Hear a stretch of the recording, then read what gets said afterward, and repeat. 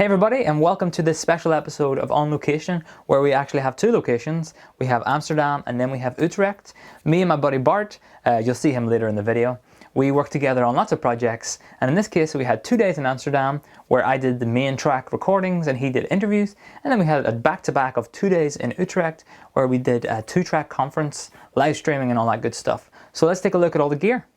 So here's the look before I start pulling things out of the bag and I'm in the venue. I'm just going to skim through the footage and show you kind of overall how it all looked.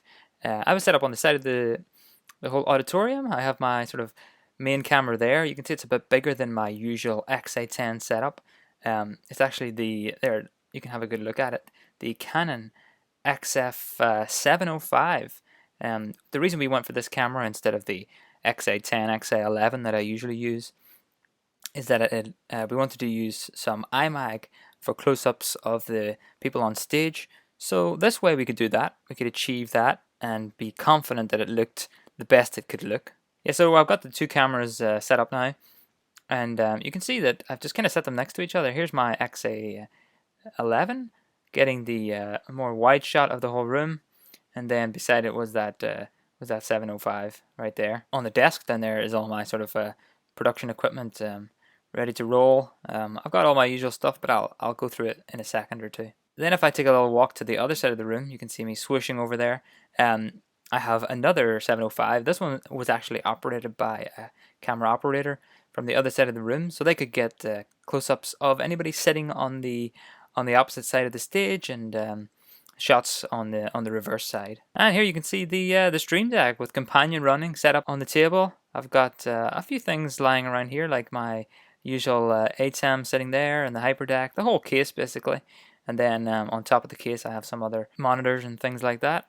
Here I was just testing out those tally lights that I've reviewed in a recent video. You can see them in action. I was just making sure everything worked before the show started. Then, as I mentioned, this is a whole jam-packed sort of setup. In the other room, you can see here, I have my good colleague Bart and some crew members with him. And we were shooting, at the same time, he was shooting actually, this live interview setup where they brought in some guests and were able to interview them as they were attending the conference. So just to take you around his setup a little bit, he has this multi-view monitor here, and he uses actually a 4K capture of 4 different clips. In this case it's only 3, and he has 3 different camera setups, a wide and 2 close-ups, and then all the cameras, we'll get to those in a second. Then we have this like little, I guess you would say, mixer powered by the iPad, where you can control it on there. A pretty neat little setup for the 4 microphones that he had. And then you can see there on his hand, he's showing somebody his PTZ control. It's kind of like a normal controller with a few little extra buttons attached on there.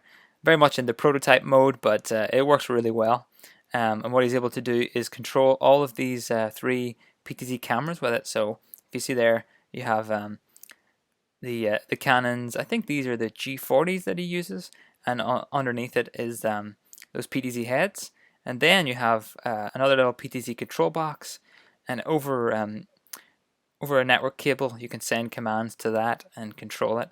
Here's a little close-up of his again working in progress piece of software that lets him switch between all the cameras. He's grabbing program and preview information from the ATEM, and he is being able to see what's live, what's coming up next.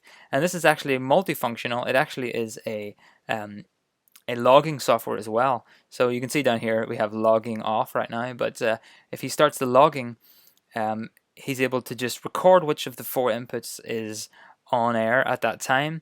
And then if I backtrack a little bit, you can see here this 4-way multi-view setup. So basically what he's doing is recording this full capture, and then when you import that into Premiere in his case, along with the logging file, he can build out a timeline that just automatically sets up a multi-view camera setup, and it shows which shot he had on when he logged it, and then he can make any fine adjustments afterwards. Here's just a few shots of him in action. Never really showed Bart much in these videos, but he's been a huge part of getting Here to Record out there as well. We've done a lot of stuff together. A lot of the conferences you've seen me do on-location shoots for, there's a good chance that Bart was in the other room shooting another track of a conference, or maybe he was shooting some interviews at the same conference, you know.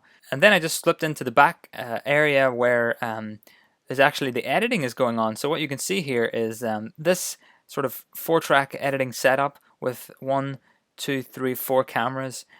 These are not being edited by the editor here. She's just making some corrections. All of these timelines have been built by the logging software themselves, so everything's ready to go, be imported, and almost ready for publication, minus a few little tweaks. For example, she's just adding the lower thirds and just changing any little things, like for example, here's a little red marker. Perhaps Bart feels like he made a mistake there, and she can just pop in, make a change, and then that video is ready to go. Very fast, very efficient way to get this stuff done. And just like that, we are now in Utrecht in a completely different venue, completely different gig, and here we are setting up in 2 cinema rooms. Like I said, Bart's usually next door working along with me. He's in the next cinema room over, and I'm in this one, and I'm just setting up all my gear. In the front here you can see there's not many places that you can set up in a theater like this. You're pretty restricted. So I've just set up this little production zone here where I have my X810 for close-ups, a couple of monitors. I have a bunch of things with me so that we could live stream a 2-track conference. And then at the front I actually have my wide shot. Usually I would put that at the back, but again, there's not so much I could do. I just had to put things where they would go. So here it is at the front of the stage. I'm kind of showing here that if someone walks around the stage, they can get a nice shot of them and the audience. It worked out for a really nice shot. So for a look at what kind of gear I have, here's a little look. I have my laptop set up there, Companion running on the Stream Deck, of course.